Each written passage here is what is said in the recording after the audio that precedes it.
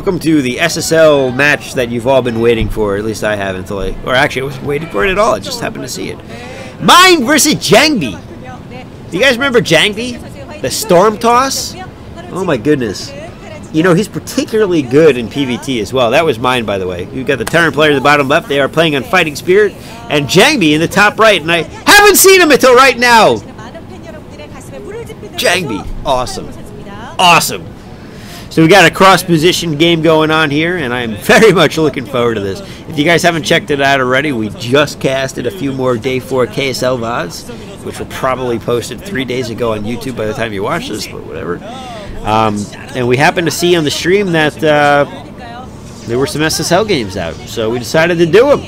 And we've got a monster of a match here with Mind and Jangbi. I mean, these are guys that have both gotten silver in MSL and OSL. Actually, let me look that up real quick. I believe Jangbi has gotten silver quite a few times. That's not what I'm looking for. I'm gonna have to type his name in. Hold on a second here while we start things up. Jangbi. There he is. That's the man that I was looking for. There he is, Jangbi. Jangbi has, what has he placed in? He's won 2 OSLs. The 2012 TVing OSL and the 2011 Jin Air OSL against Fantasy. Wow, that's another throwback name. That was a scrawny guy now that I think about it. With the like afro type hair. He has come second in the Lost Saga MSL, which I'm pretty sure I casted. The 2009 GOM TV Averatech Intel Classic. And also the 2008 Club Day Online MSL. He came in 3rd in the GOM TV MSL in 2008. And he is up against Mind, who I believe Mind also came in 2nd in at least an MSL. Let's look him up here. Let me make sure I give you guys some good stats before we screw this up too much. Oh, okay, he won the MSL against Bisu. That's right! Oh, I remember those games! He dethroned Bisu before Flash and Jadong really took hold in the scene in the 2007 GOM TV MSL, and those games I guarantee I casted as well. They got to be on YouTube. He's also coming first in the Hungry App Esports League special match against HiyA, where he won $2 grand, and some other random stuff.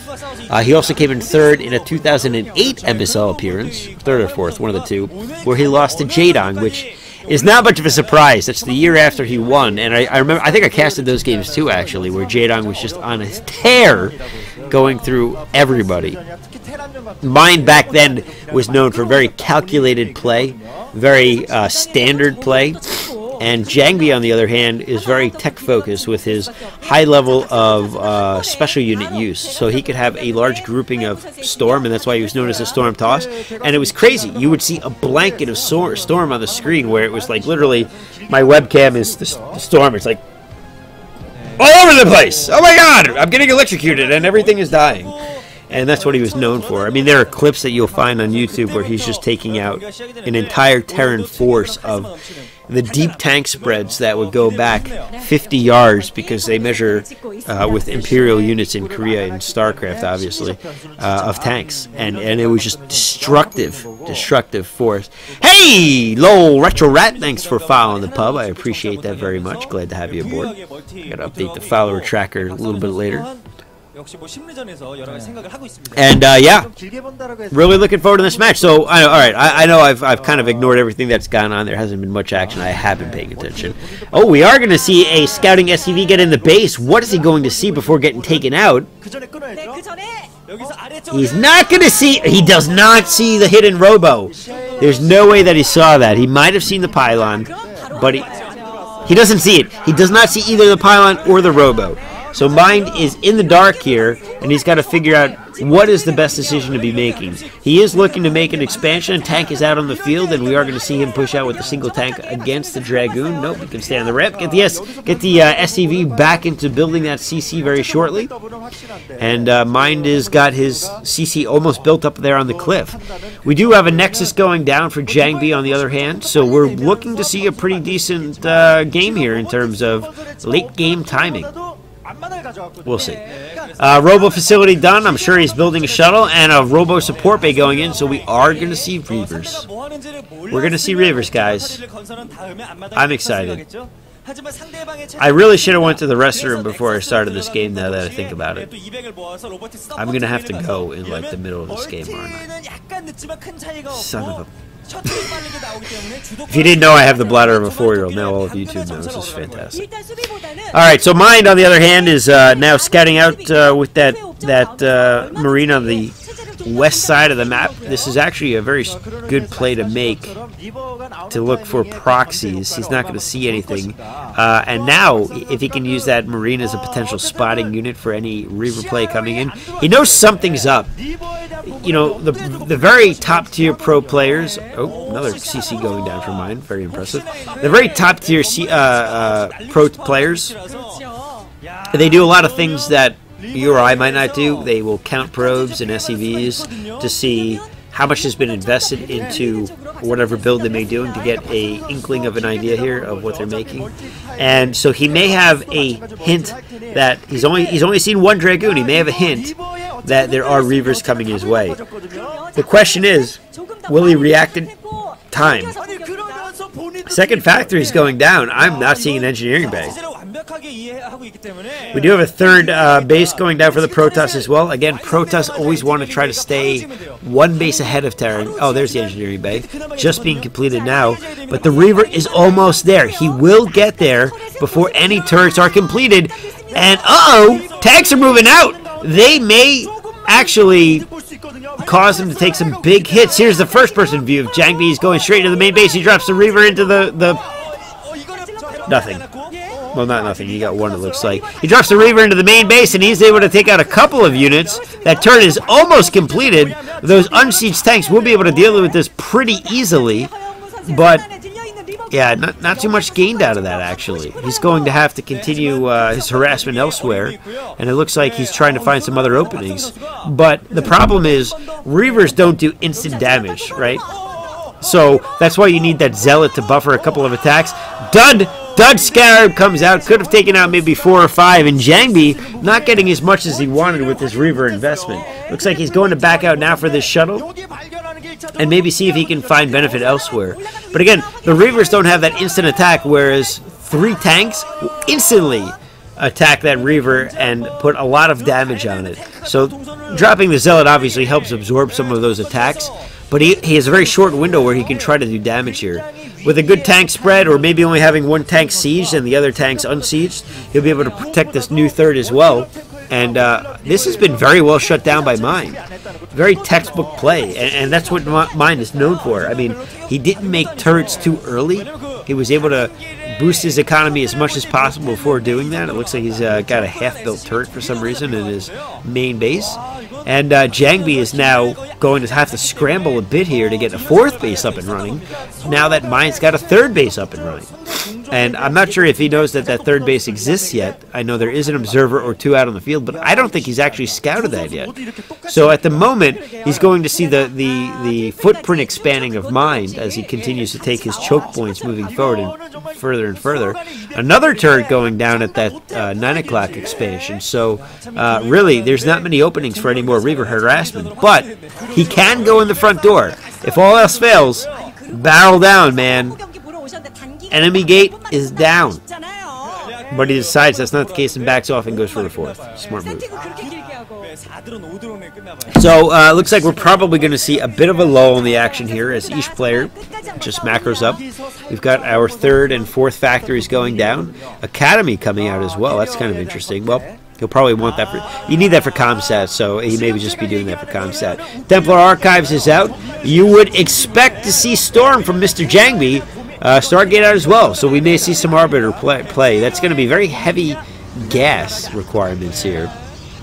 So I'm not sure he'll be able to do both to the degree that he's thinking about. Nice pylon block, stopping the Vultures from getting any significant harassment in, and he'll be able to defend that with a few... ooh, this is the Observer there. He'll be able to defend that with a few... Ooh, free Vulture there.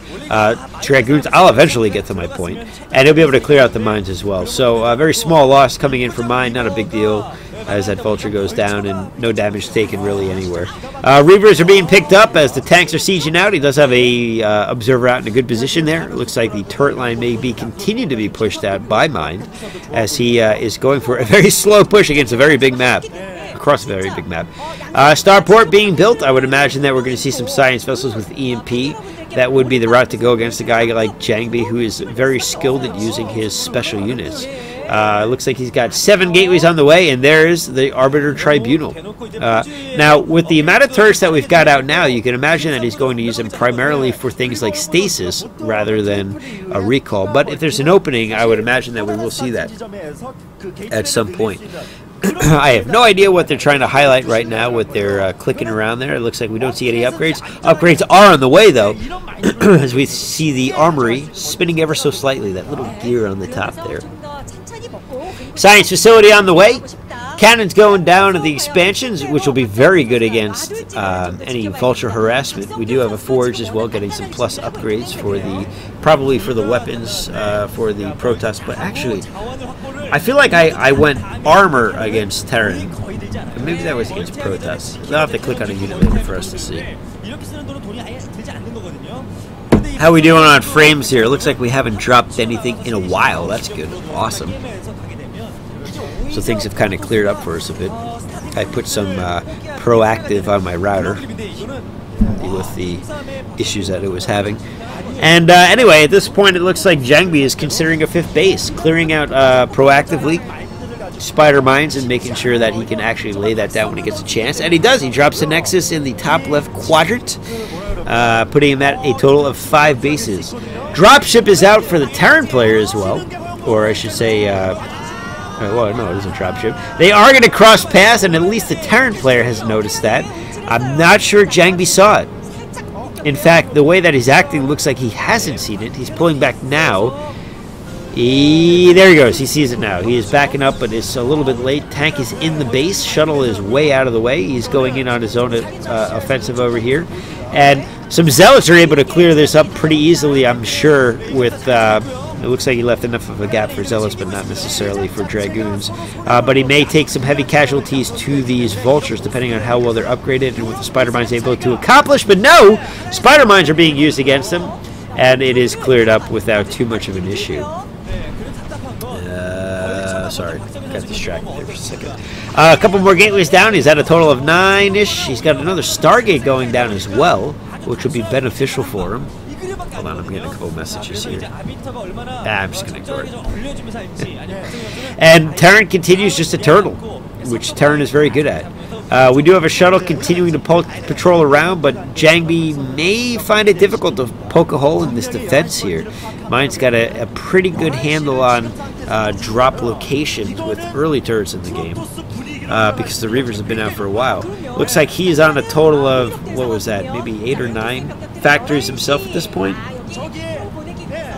I haven't seen any Goliaths. I would imagine we'll start seeing those pop out very shortly as well, to do with shuttles and arbiters. But he hasn't needed them. And that's something that Mind has been traditionally very good at, which is predicting when you need the units that will counter what the opponent is going. So we don't even see a single Goliath at the moment. But we don't have an Arbiter. So he doesn't actually need any. Now the Arbiter is probably about ready to pop here, and I would assume that he's actually going to go for Goliaths very shortly. But not investing in a unit that is less effective against the mix that he's going up against. So Dragoon Zealot, the best mix in return, is very simply Tank Vulture. Vultures deal with the Zealots, Tanks deal with the Goons, and the Zealots a little bit. So right now, he's got the perfect unit mixture going up against the Protoss ground force. And with these Spider Mines, we may see heavy losses incurred by the Protoss player. And it looks like we've got a flight coming out. We do have an Arbiter out on the field, and now we're seeing Goliaths as well. So again, we've got perfect timing from Mine to get those out in time to deal with the Arbiters. No upgrades on the air units. I wouldn't expect that anyway. I'm waiting for him to click on some ground units.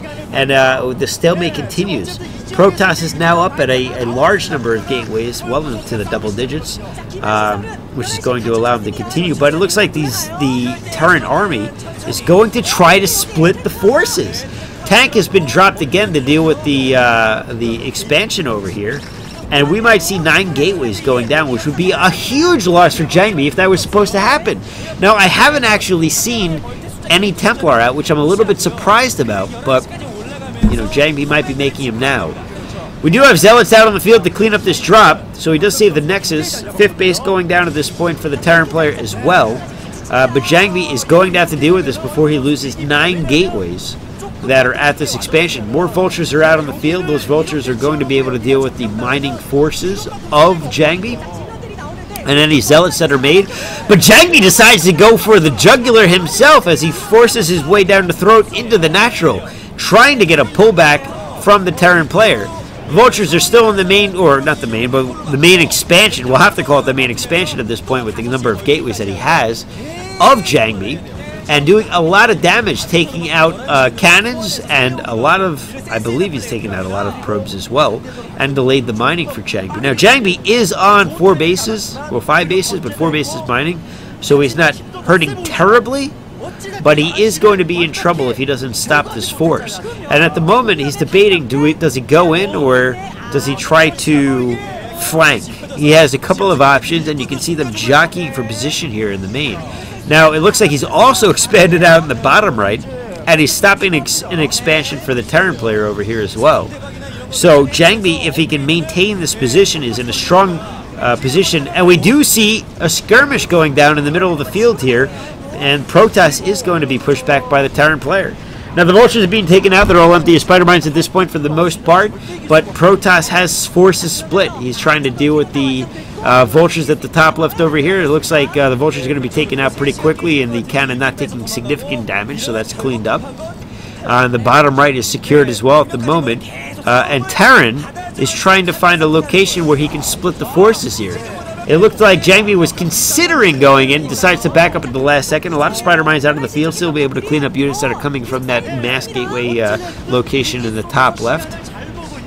But Jangbi's got a really nice round here, as it looks like Mind is going for a strong push into the bases over here, and a recall of Zealots going in on the tanks, and at the same time he's got a nice Dragoon force and Zealot force coming in from the flank over there, and he's going to be able to take out most of these tanks, if not all of them. No, he is going to be pushed back. It looks like the Vultures are able to clean up the majority of the Zealots, if not all of them, and at the same time, Mind is pushing in on the bottom right and continuing to push in at the 3 o'clock location. Jangbi is in some trouble here. He's got to clean this up very shortly. He is able to delay the 6 o'clock location himself for the Terran expansion, but it's really not enough. He's forced to pull his probes from the 3 o'clock location. He is going to save those for the meantime, but he is going to go down to 4 bases mining. He does go for another 5th base at the top left position outside of that base that he has taken earlier with the mass amount of gateways, which will be great once he gets it up and running, but he is going to lose the bottom right to the Terran player. So Mind is beginning to create a split in the map. Before he had just a quadrant, and he is taking control over that. Here we see the first-person view of the Terran player. Mind is showing us what he can do with his APM here as he continues to move in on the 3 o'clock location and push it out. And the green, the bright green, really shows how much control he really has at this point. We are seeing a strong Zealot force come into the 9 o'clock location to try to trade bases here. It looks like he's actually going to get a free command center as well. That's pretty big for the Terran player to lose that. And he's trying to push in. Now, the nice wall being formed here by the Terran player is going to defend against that. A very good turret line as well. But the Zealots break the formation. They are able to push in, and with only 1 or 2 tanks there, they're going to be able to push in. And stasis goes down as he is able to reinforce. Mind loses half his DPS as the stasis goes down. Looks like Jangbi is going to push this, what he feels is some level of an advantage here, and a huge number of Zealots streaming out to the base. Defense Matrix sounds like it went down somewhere. There it is on a Vulture over there as Vultures continue to push in, and it looks like Jangbi is able to get a nice amount of trade here. It looks like we've got +2, +3 on the metal here, so they are very well. Oh no, +2, It's hard to see if it's +2 or +2, +3 on the metal here. So that's going to do a lot of damage up against the Protoss force. I'm not sure what the Protoss upgrades are at. Let's click on those units, guys. Come on, help me out here. We've got a ton of gateways though for the Protoss, and as long as he can maintain his economy, he'll be able to continue to create units out of those for indefinitely, as long as he's got a nice economy. Now, the Terran player is mining off of 3 bases here. It appears that the Protoss player is mining off of 4. So overall, the game is still fairly even. I can't imagine that he's actually producing out of all these gateways. He had built those with the intention of using them with 6 bases. And that's going to be tough for him to manage at this point. He does get a stasis down on the science vessel, but it looks like he was EMP'd at the same time. And our first Templar is out on the field for the Storm Toss. It looks like he's rebuilding the 3 o'clock location as well, which appear to have plenty of minerals left on them. They've got highlighted 626 or something like that at the moment, so it is definitely worth rebuilding that base if he can secure it. Arbiter's out on the field trying to deal with the vultures, but they're not going to do too much, it looks like. And we're starting to see an inroads being made here on the 12 o'clock base from Mind as well. But a drop should go and clean that up without too much loss very quickly. Spider-Mind's taking out a lot of cloaked units. First tank goes down. Second tank not going to go down most likely with the 4 vultures here. No, it does go down after all. More vultures coming in to join the fray here and clean up the rest of the forces for the Terran player. And Mind has to make a decision. Where does he go? He has a slight split between the main force and the main base and the expansion base, but with the number of gateways that we're seeing, he's able to reinforce from either side pretty easily. No new arbiters being made. I would imagine that he's pretty low in gas as he's transitioning more into Templar tech. He does have at least 2 arbiters out on the field to deal with this push, though, so he may be in good shape. Archon's being made to probably try to deal with these tanks here. First storm of the game going down on the tank. And that is cleared out. We don't see any observers out on the field to try to deal with these spider mines. That's going to be a big hassle for Jangbi if he can't get that control back. The Archon is going to deal with these vultures very well. I'd love to see some upgrades here listed for the Protoss player. We got +2 weapons and +1 armor. And he's up against 3-2 metal. 3-2 metal is very strong, and we've got to see some upgrades coming from the Protoss to deal with this. Mind continuing to split the forces, though, and if he takes out that 12 o'clock base, Jangbi is in a lot of trouble as he continues to dwindle in economic support. He tries to push out, but at this point, it looks like Mind is actually pushing in on him, and the forces are very limited for Jangbi. He may get some more storms out, but a good EMP or 2 is going to stop that from happening. And wow! Matter CC coming down, and GG coming from Jangbi as he realizes that Mind has split him up too much. He can't push into that heavily upgraded Terran force, and Mind pulls out the win. So, GG, and I'll stop recording here. Alright guys, welcome to HiyA versus Larva. And HiyA used to be a guy that we used to make fun of a lot, but then recently found out that he's apparently a player. He's a fantastic speaker. I could probably commentate games better than I can. And I can't make fun of him anymore. Not to mention he's a pro gamer that, you know, something that I'm incredibly envious and jealous of. And yeah, so that about sums things up. He's going to start off in the bottom right, and the volume is way off here. Sorry about that. Going up against the Zerg player, Larva in the beautiful blue in the bottom left on Return of the King, 4-player map that lends to some really fun games. Now, we haven't watched enough TVZs in my mind, one of my more favorite matchups. I've called PVZ probably my favorite, though, to be honest, in the meta that we've been watching, I feel like TVZ has been the most interesting. And again, it's just that classic matchup, that Starship Troopers satisfaction that you get in the human versus alien encounter. Oh, it's fantastic, and I am very much looking forward to this.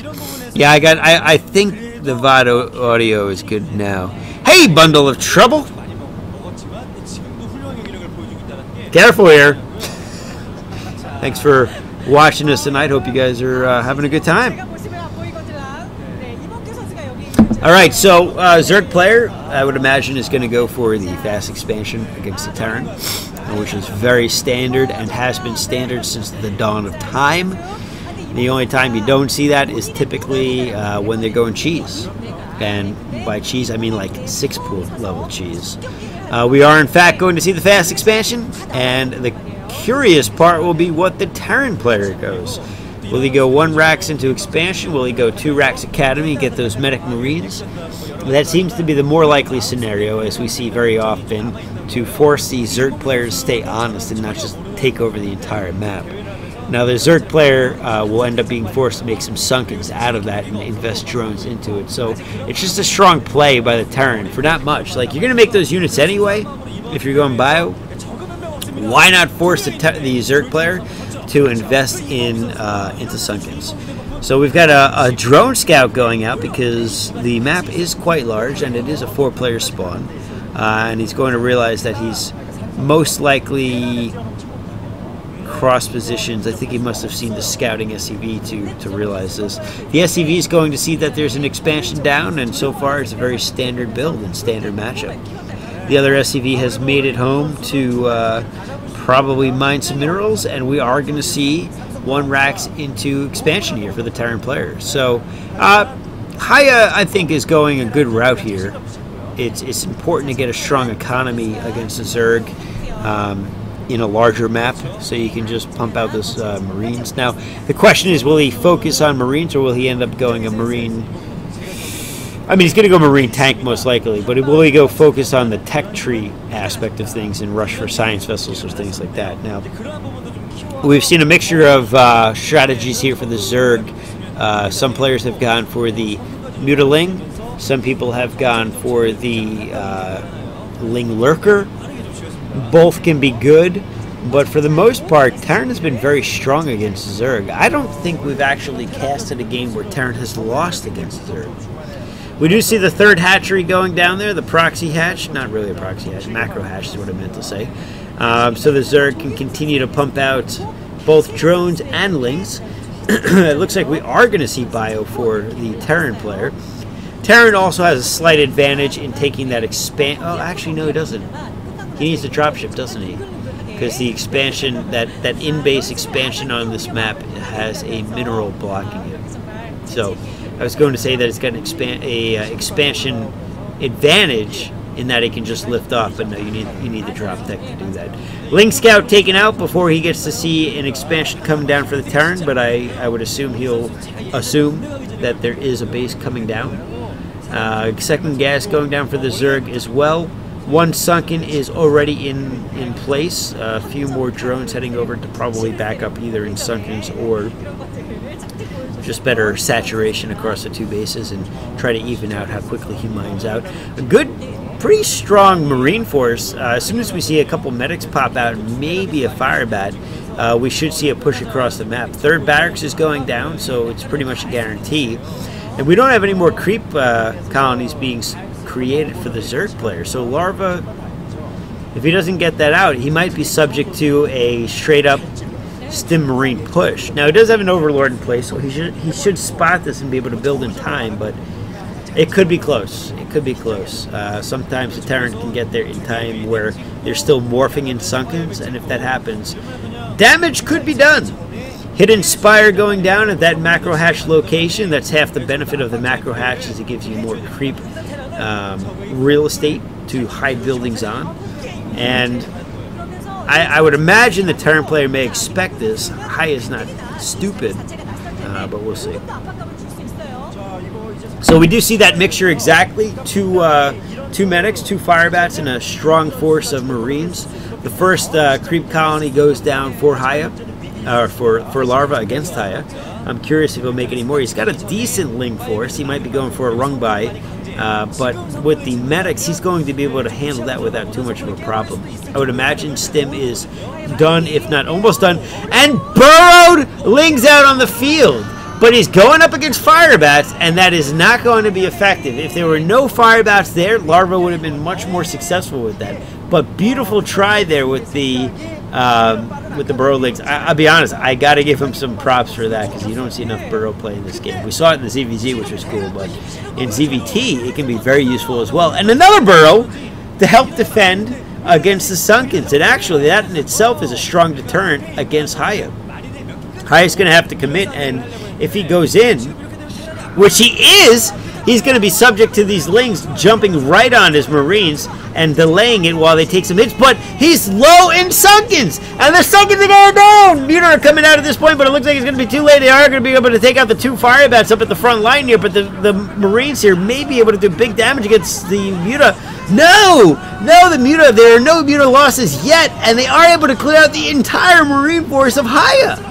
Wow, and HiyA's got no turrets up yet. He's starting to build his first ones now. He's got plenty of time to do so. Larva's probably feeling fairly confident, but not with the amount of turrets that we're seeing go down for HiyA. So HiyA should be in pretty good shape here as he continues to make Marines out of those 3 barracks, if not 4 at this point. He isn't able to even stop the bunker from going down in completion. Turrets going down at the bunker, or at the barracks as well, to defend against everything popping out, because That's actually a very common tactic for the Zerg player with the Muta is you bounce around, but actually you can continue to pick off 1 or 2 Marines as they pop out from the barracks, and he doesn't even have that opportunity. So beautiful response from HiyA. I didn't expect him to get so many turrets up so quickly, but it looks like he is able to deal with this without too much issue. Burrow continuing to be used here potentially as a deterrent as well as a potential run-by mechanic. And it looks like we've got our 4th barracks going down and our 1st factory. But we do have a pretty solid grouping of Muta at this point for Larva, and he starts putting the harassment on the main base, or continues the harassment on the main base. Hydralisk then going down, so we can expect to see a lurker switch in the near future. Really, you have to go for a lurker switch as the Marine Force gains critical mass. Almost takes out the turret. I'm not sure if it'll burn down or not. It looks like it does burn down. So a small victory for the Zerg player there. The Zerglings were taken out. It looks like he leaves 1 there to continue scouting. I think a Muta was just taken out there. And the Zerg is now considering going for a 3rd base. The question is, was it too late? He's got pretty low saturation at his main base in terms of a drone line. And it feels like the Terran is starting to get a pretty strong foothold in this game. It all comes down to what can he do with that Muta force. If he can take out this entire force with his Mutaling, great, strong position. Enough time to buy time for that new expansion. If he can't, HiyA is going to end up in a very strong spot. He is able to take out a reinforcing Marine. Not a huge win, but any win is a win at this point. Loses 4 or 5 Lings, though, in the process. And HiyA's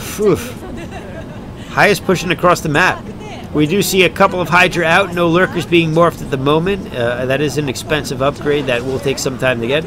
Muta continuing to just delay this push. He didn't get any medics there. He's certainly going to go for the medics. He may, spotting those that small contingency of Marines to back things up, go for that. But no, he's continuing to harass the main force. And he only has the 1 sunken. And Mutaling is going to try to delay this as long as possible for the lurkers. But the lurkers are not completed. And HiyA, continuing to push in here, takes out the sunken. Now he's on the lurkers. Lings are being made. Muta in the back line. Lurker goes down. Second lurker gets taken out. No, he doesn't. He doesn't. He's got 6 kills. He's got 6 kills on the lurker. He may be able to clean this up. And the Muta are trying to take out the rest of the Marines over here as well. And they do. HiyA gets pushed back again.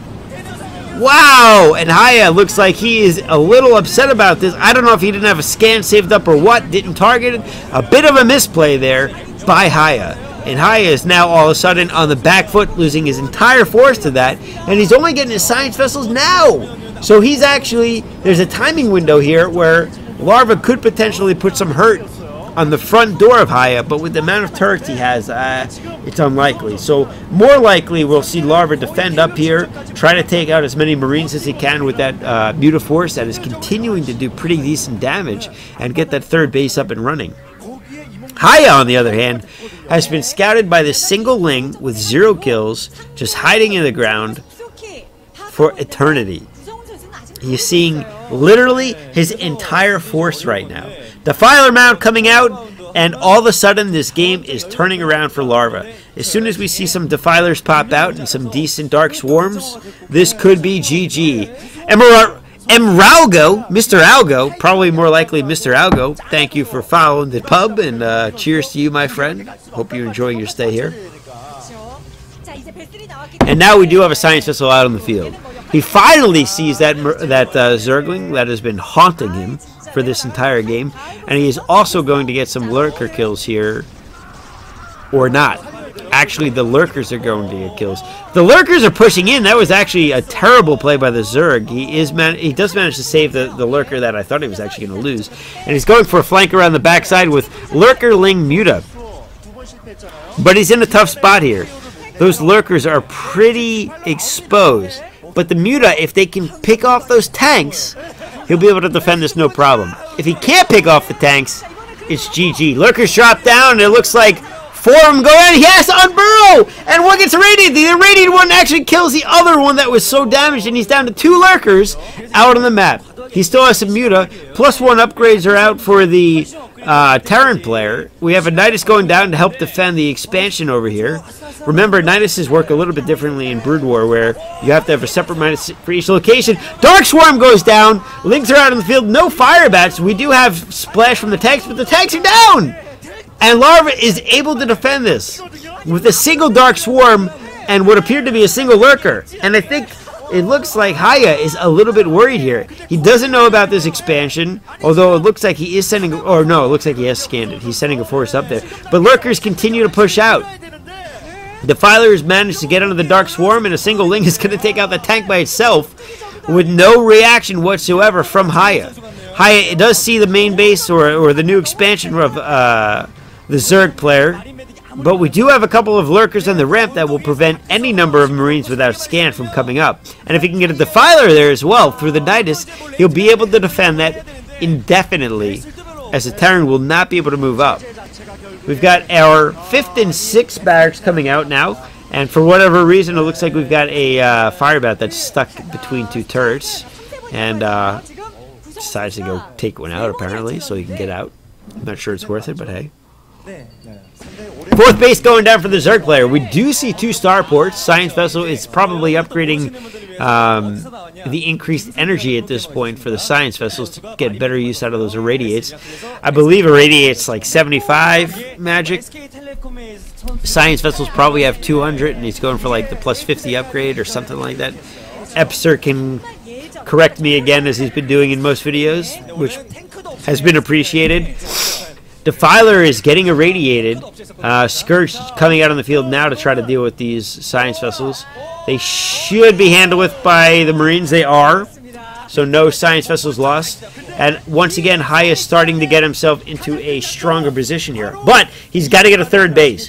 He is going to get mined out at his main if he is not in the very near future, or if not already mined out. It's hard to see actually with the mini-map over here. Here's a first-person view of HiyA, and he's deciding to go in with a drop, but he's got to be careful of the Scourge. Using Comsat to try to make sure that he doesn't lose drop ships unnecessarily. Going in with the Irradiates some more with those 3 Science Vessels, and pushing in on the front. A little bit of a dangerous push, though, as he goes in a straight line. Scourge are taken out by the Marines. They're not actually able to connect with the Science Vessels at all, and he may take out this main base and the expansion. Defiler Den is going to go down, and huge damage going on the Zerg player. This could be GG right here, guys. Firebats are in the main base going after the drone line. The Hive may go down as well. That Marine force is being left for dead, too. And he's taking out all the main buildings here. He gets the spawning pool as well. The last links were made. The Hydralisk then has a small timing window before it goes down as well. Defilers come out to try to defend against this, but heavy damage has been sustained by the Zerg player. And HiyA is in a great spot now. He's got to get a 3rd base going. It looks like he is transferring SCVs right now to do so. And he's continuing to push in on the main base as well. More defensive Defiler Dark Swarms going down. Larva can clearly feel the pressure at this point. It looks like the Terran is also pushing on the main expansion over here. Irradiate's going down to deal with the Lurkers until he's able to get there with the Marine Force. The Lurkers will be taken out before he actually gets there. No, he sims in and he runs in, and it looks like at this point, Larva's got a couple of options here. GG or GG. I don't see him coming back from this in any way, shape, or form at this point now that he's lost a lot of his main buildings. He can't make any more Defilers. That was really his only hope to defend against this. Even that small contingency force of Marines is still in base of Larva, the main base, and there's no way for him to defend against this. HiyA at this point is continuing to push in on the front base at this point as well. Hydras are out. They're not even able to turn into Lurkers here to deal with this. And Larva is on his last Larva and his last legs. As the Nidus is taken out, the flexibility is gone. Marines have a nice spread to deal with these Lurkers. They go down, and that, my friends, is going to be GG as the hatcheries go down, and there are no more Zerg units to defend here. Call 5, 4, 3, 2, 1. GG! Oh, we called it! All right, that was awesome. I love when that happens every once in a while. All right, guys, thanks for watching, and stopping the recording here. And here we go! Our last game of the night, guys.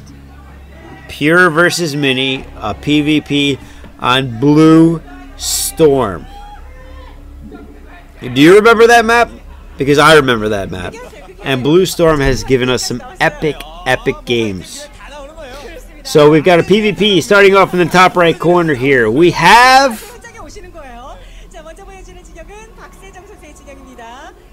Pure. That's definitely Pure. I haven't seen him in a while, but I'm pretty sure that's Pure. In the bottom left, we've got the purple Protoss, who is Mini. I'm pretty sure that's Mini. I've only seen Mini once or twice, though. We'll find out. It could be like the other game I cast, where by the end of it, we're like, oh shit, they were backwards the whole time. Hopefully not. Alright, so Blue Storm. Blue Storm is one of the most epic game map that we've seen in Pro League games. Now, PvP maybe not so much, but it's an interesting map where it has a very large divide across the center where there's a giant valley surrounded by ramps. Now, in TV anything, that means that you get a tank line across that valley. In PvP, it becomes important in Dragoon Micro and Reaver Micro and Storm and all of that stuff. So it does play a big factor in this as well. Now the question is, will we see Zealot on Zealot action for the most part? Some scissoring action? Zealot on Zealot scissoring? You know where I'm going with this. Or will we actually see a game where they decide to go Reavers or whatever it may be? And it's a tough decision. It's a two-player map. You know where your opponent is. You can cheese in different ways here. There's actually, so it's a very small entrance here, and you can block it off with like a single probe basically, or you can go around, traverse the mountainous range that includes a third base, and get around that to a wider opening to the main base. And then the fourth is down in the corners. Is there a fifth in this match? Yes, I think there's a fifth. There's a mineral-only fifth as well. Maybe it's the third that's mineral-only. I don't know. We'll have to see. I haven't seen the map in a while. It's been like 4. I haven't seen this map in 3, if not 4 years. So I could be a little bit off my information here. But there's plenty of room to build within the base here as well for cheese. Now, we're not going to see that, obviously. Scouting has been done for each player. We've got a 2-gate for the Blue Protoss, who I believe was Pure. And Mini has decided to go for the tech route. He's got a single gate, and it doesn't look like he's getting range yet, so he's probably rushing out a Dragoon to help micro this, as he sees that there are going to be Zealots coming into his base. But again, you do have that choke point where you can use one Zealot to block off anything coming in. And the Zealot and the Dragoon will do pretty well against that. It looks like, ooh, that scouting probe still in the base to help against upcoming attacks. That first Zealot is going in and focusing in on the probes. Looks like he's going to be chased out of the mineral line and try to regen his shields as he calls for reinforcements. And I didn't even realize this, but Mini took the gas of Pure. So we won't even see him go Dragoons in this match. It is going to be a micro fest. We have Zealots trying to get us around to the Dragoon. They do get a minus around and do some shield damage, but the Dragoon is still out and about. We've got some... Oh! Pylon blocks! Pylon blocks out on the field. If you guys don't remember what that is, that locks probes in so that they can't mine anymore. And we are seeing a shield battery as well for these Dragoons to utilize against the Zealot force. Now, the problem is these pylons from the Protoss, or from Pure, may actually help Mini as well. It's not a game over situation quite yet. And you can see that Mini is actually in a very strong position here. He's got 3 Dragoons out. He's taking out these pylons. He did lose a little bit of mining time, but with 3 Dragoons, he will be able to micro very easily against these Zealots if he pulls the right probes quickly enough. And again, there's a lot of probe tricks that you can do here with getting any attacking units confused where they bounce around. So probes you can stack in Brood War, and when you let them out, everything kind of, the AI just goes awry briefly. It's just how it works. A simulator is still there for Mini on Pure's base, so Pure's pretty well dedicated at this point onto the Zealots. And with Dragoons heading this way, you can see Pure is feeling under pressure here. Mini is going to really start making Pure... he's going to have to make a call. He's pretty much all in at this point is what it comes down to. He can't even get Zealot speed because I mean, it would take forever to get there anyway with the tech build, with having to get a cybernetics core and all that fun stuff. He's still on 2 gateways. He's finally getting a forge. The forge may be used to get some cannons out. We're seeing continued tech by the Protoss, by Mini.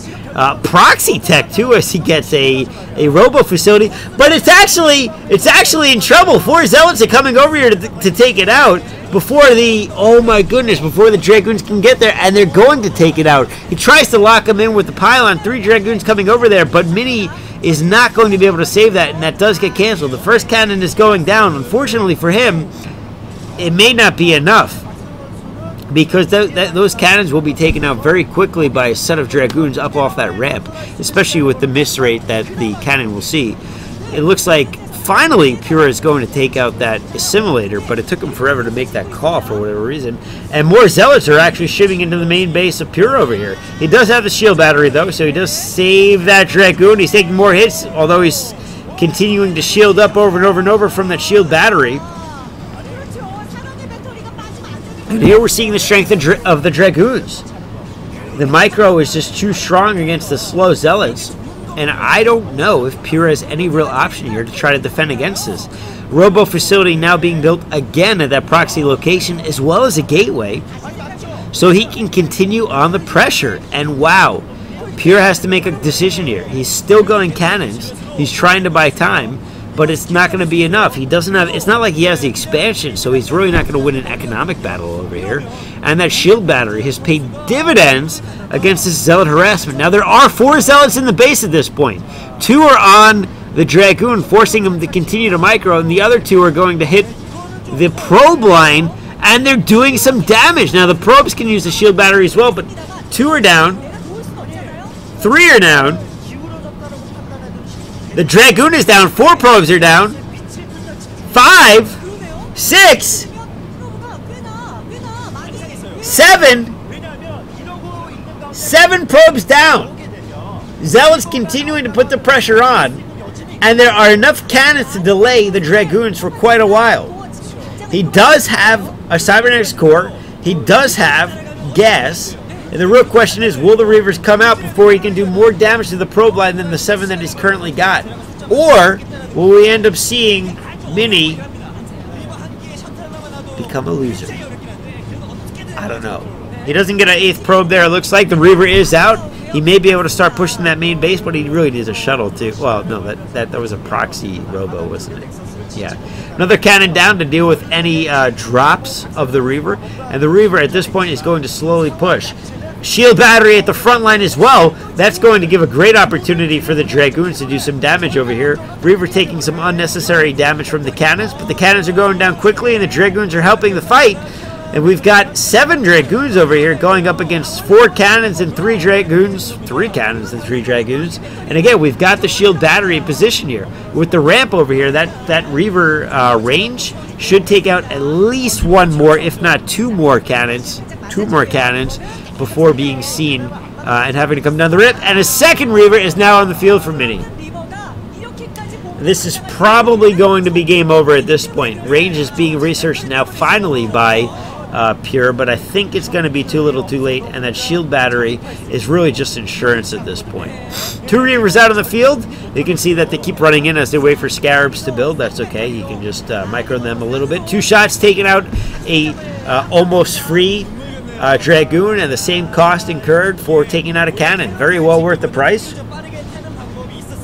And Pure is probably out of this game. I don't see a way that he can come back against these. The amount of Dragoons and the Reavers that we've got here. He's only got 3 goons, 6 goons total, 3 goons on each side, going up against a higher number of Dragoons and 2 Reavers. And right here, we'll probably see the GG incoming. I'm not sure I'll be able to call this one, but I would imagine it's going to be, well, not quite yet. I think there's still a little bit of time as he continues to fight. He'll probably wait for this last force to go in. 3 Reavers are out. This is going to be it, though. And let's do it. 5, 4, GG. I was not even close. I was out by 4 seconds. All right. Hope you guys enjoyed that one. And that's going to end it for tonight, guys. Let's stop the recording here. Thank you for watching. Thank you for YouTube for following us and watching us as well.